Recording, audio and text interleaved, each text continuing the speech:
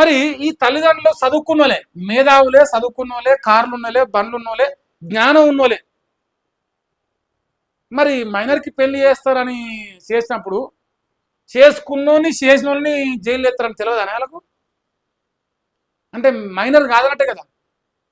తల్లిదండ్రులు ఈ అబ్బాయిని పెళ్లి చేసుకోమని అంటే బండి సాయి భగీరథులు పెళ్లి చేసుకొని ప్రపోజల్ పెట్టి ఫోర్స్ చేసినప్పుడు ఈ అమ్మాయి మైనర్ కానప్పుడు కేసు పెట్టే కాడికి వచ్చేసరికి ఎట్లా మైనర్ అయింది? ఇది నా ప్రశ్ననే.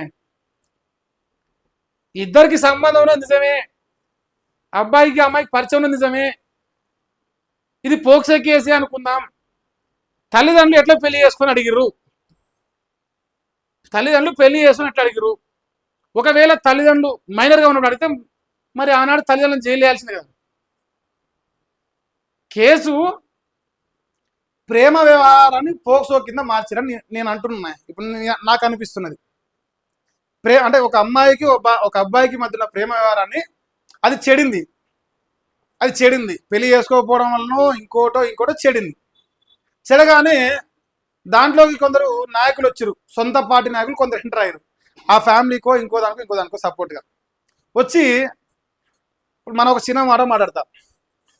ఆధార్ కార్డులో ఒక డేట్ ఆఫ్ బర్త్, పాస్పోర్ట్లో ఒక డేట్ ఆఫ్ బర్త్, 10th ఒక డేట్ ఆఫ్ బర్త్ ఉంటుంది అదే మనందరికి.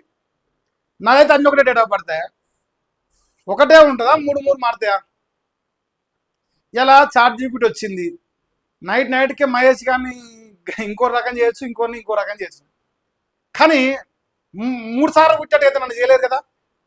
ఒకటేసారి పుడతాం కదా, 3 సార్లు పుడతామా? ఒకటేసారి పుడతాం. మరి 3 డేట్ ఆఫ్ బర్త్లు వచ్చినాయట. ఇప్పుడు కేసు పెట్టే ముందుకు మేజర్, కేసు పెట్టే ముందు మైనర్.